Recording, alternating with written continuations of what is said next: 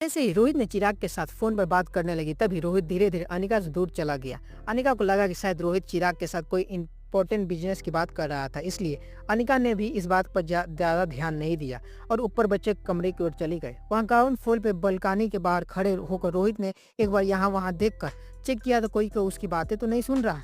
उसके बाद वो चिराग के पूछा, बताओ क्या बात कर रहे हो वो लोग कार में बैठने के बाद।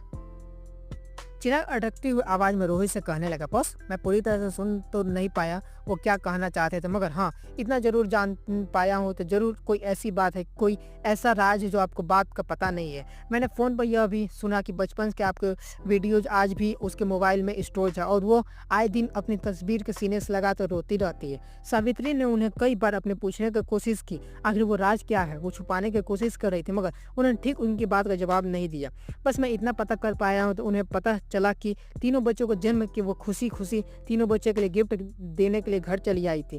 इसे पैक्ट लिया और रिया आर्यन के गिफ्ट तैयार उन्हें कई दिन पहले ही कर रखी थी। जब अलेजेंडर के बारे में उन्हें कल पता चला तो वो रात भर जग कर अलेजेंडर के लिए गिफ्ट की तैयारी कर रही थी। मेरे ख्याल से मैं आज वो अपना मन बना कर आई थी कि आपसे अपने दिल की सारी बातें कर लेगी, मगर जब वो घर पे अचानक उन्होंने अपने पापा को देखा तो उन्होंने अपनी बात को घुमा दी। मगर कार में बैठने के बाद उनके बीच में जो बातें हुई उसमें से इस बात का पता नहीं लगा पाया आखिर वो राज क्या था जिसकी वजह से अपने साथ इस तरह का बर्ताव कर रही थी।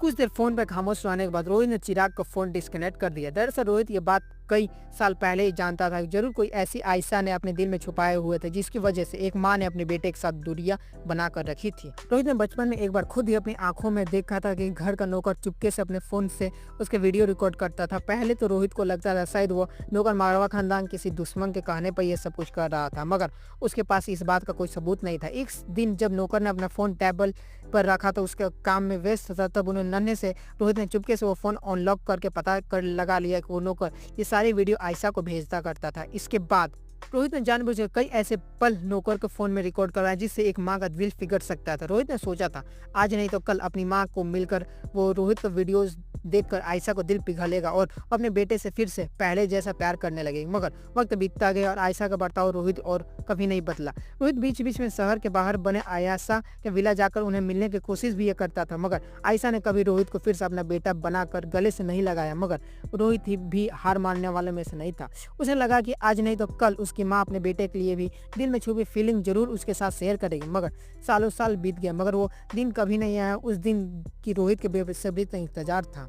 रोहित धीरे धीरे रोहित ने इस बात को इन्वेस्टिगेशन करना भी बंद कर दिया। आखिर आयशा ने इस तरह बर्ताव क्यों कर रही थी। मन ही मन में उम्र 20 साल तक पहुंचने के बाद रोहित ने डिसाइड कर लिया कि अब वो ये जानने की कोशिश भी नहीं करे आखिर उसकी माँ ने उसके साथ ऐसा क्यों किया, क्योंकि अब असलियत सामने भी आ जाती थी। तब भी रोहित बचपन में बिना माँ का प्यार गुजारा था, वो काफी वापस लौट के नहीं आने वाला था।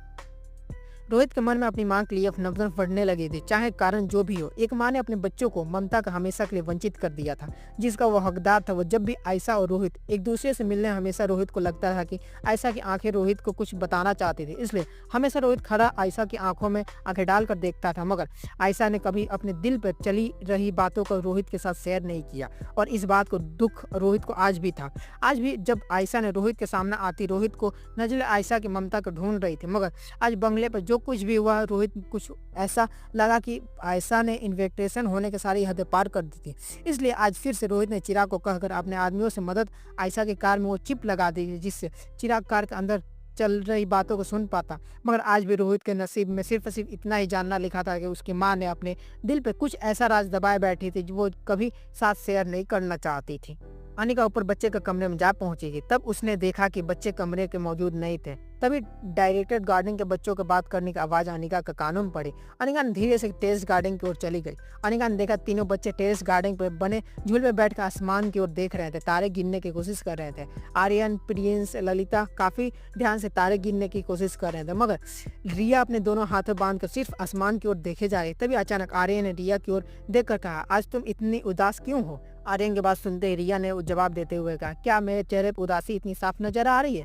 प्रिंस ललिता ने रिया की इस बात का जवाब देते हुए कहा, हाँ तुम तो हमेशा हंसती खेलती रहती हो, फिर आज अचानक तुम्हें क्या हो गया, तुम क्यों इतनी उदास और परेशान हो। अगर ऐसा तो मुझे कोई कहो, मैं सिक्योरिटी गार्ड को कह के उसे एक सबक सिखा दूंगा, वही जिंदगी भर याद रखेगा। रिया ने प्रिंस ललिता शांत करते हुए कहा, नहीं नहीं तुम ऐसा कुछ नहीं करो, क्योंकि वो मैं जिसकी वजह से वो मेरा दादी माँ है। रिया के मुंह से दादी माँ के नाम सुनते ही आर्यन और प्रिंस ललिता दोनों शांत हो गए। रिया ने अपनी बात को आगे बढ़ाते हुए प्रिंस ललिता से कहा, मुझे समझ में नहीं आ रहा अचानक मेरी दादी माँ को बर्ताव इतना कैसे बदल गया। जब वो आई थी तब बड़े ही प्यार से मेरे साथ बातें कर रही थी, मुझे गिफ्ट भी दी, मगर फिर अचानक ही मुझे ऐसा क्या कर दिया तो मुझसे इतनी नफरत और नाराजगी हो गई।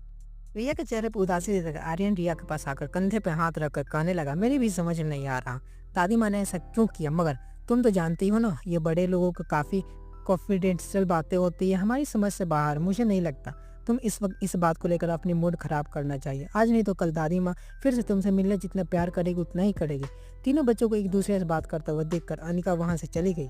आज अनिका बच्चों को जल्द से जल्द नसीहत देने वाली थी। वो जानती थी कि प्रिंस ललिता इतनी जोर से अपने बेस्ट फ्रेंड से मिलने आई थी, वो बच्चों को आज एंजॉय करने देना चाहती थी। अनिका सेकेंड फ्लोर पर बने प्राइवेट बेडरूम की ओर जाने लगी। अनिका को देखकर रोहित अब तक बेडरूम में नहीं पहुंचा है। तभी अचानक अनिका की नजर बेडरूम के बालकनी में पड़ी।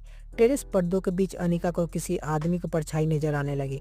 अनिका धीमे कदमों से बालकनी की ओर आगे बढ़ने लगी। अनिका ने देखा कि उसकी परछाई आसपास काफी धुआं धुआं नजर आ रही थी। अनिका धीमी कदमों से बालकनी की ओर आने लगी। अनिका ने देखा कि उसकी परछाई में आसपास काफी धुआं नजर आ रहा था। फिर अनिका ने देखा कि उस आदमी के पीछे खरब खड़ा था, उसके हाथ चिगार पर थी। अनिका ने धीरे से उस परछाई की ओर बढ़ने लगी। अनिका ने पर्दा हटाकर देखा था। अनिका को महसूस हुआ पर्दे के उस तरफ आदमी खड़ा था, वो और कोई नहीं बल्कि रोहित था। रोहित के आज से पहले अनिका कभी स्टॉर्मिंग करते हुए नहीं देखा था। आज अचानक उसके हाथ में चिराग देखकर अनिका चौंक गई। रोहित सिगार को कस लगाते हुए आसमान की ओर देखता रहा। जब अनिका ने धीमी कदमों से और आगे बढ़ने लगी तभी अनिका की अचानक ही नोटिस किया कि उसके आंख में आंसू बह रहे थे। आसमान की ओर देखकर रोहित कुछ सोच रहा था। अनिका जान चुकी थी अपनी माँ की मिस करता हुआ बेटा आज रोहित मारवा बिजनेस टाइकून ऊपर हवाई हो चुका था। अगर और कोई सिचुएशन में रोहित को इस तरह अनिका को स्टॉर्मिंग करते हुए देखा नहीं था। शायद अनिका उसके हाथ से सिराग लेकर फेंक देती, मगर अनिका जानती थी रोहित किस इमोशनल ट्यूबुलेंस के गुजर रहा था। अनिका ठीक है रोहित के बगल में जाकर खड़ी हो गई। अनिका के पास आते ही रोहित शिकार भूपति के अपने अंगूठे को अपनी ओर आंखों के नीचे जमी आंसू पोंछते हुए उसने अनिका से कहा, वैसे मैं तो ये कभी पीता नहीं हूँ, आज पता नहीं क्यों। रोहित इस बात को आगे अनिका ने कोई एक्सप्लेनेशन नहीं दे पाया, मगर अनिका यह बात जानती थी रोहित अपनी जुबान से कह नहीं पा रहा। अनिका रोहित के कंधे पर हाथ रखकर कहा, चल सो जाते, मुझे बहुत नींद आ रही है। जैसे अनिका मुड़कर बेडरूम की ओर आने लगे तभी अचानक रोहित के पीछे से अनिका का हाथ पकड़ लिया और अपनी ओर खींच कर रोहित ने अपनी बाहों में जकड़ लिया। अनिका की आंखों में आंसू डालकर रोहित ने कहा, मेरे पास तुम्हारे अलावा और कोई नहीं इस दुनिया में, अगर मेरे कोई है तो अपना वो सिर्फ और सिर्फ तुम हो। अनिका इस बार रोहित को अपने आप से दूर करने की कोशिश नहीं की। अनिका जानती थी इस मेंटल सिचुएशन में रोहित था, उसे इस इमोशनल सहारे की जरूरत थी। उसने रोहित को सीने पर अपना हाथ रखते हुए कहा, ऐसा क्यों कर रहे हो, तुम्हारे पास रिया है, आर्यन अलेक्जेंडर और फिर तुम्हारा सेक्रेटरी चिराग मेहता है। जैसे ही अनिका के मुंह से यह बात निकली तो रोहित ने अपनी दोनों आंखें बंद कर ली और रोहित को लगा कि अनिका के अंदर बिल्कुल कोई रोमांटिक तार नहीं था। अनिका चाहे दुनिया का नंबर 1 डॉक्टर थी, मगर प्यार के मामले में अनिका काफी नादान थी। इससे पहले कि अनिका और कोई बात कर पाती, रोहित ने अनिका को ओठ पर अपने ओठ रख दिए। कुछ देर तक रोहित बस अनिका को अपने बाहों में जकड़ कर उसके ओठ को चूमता रहा।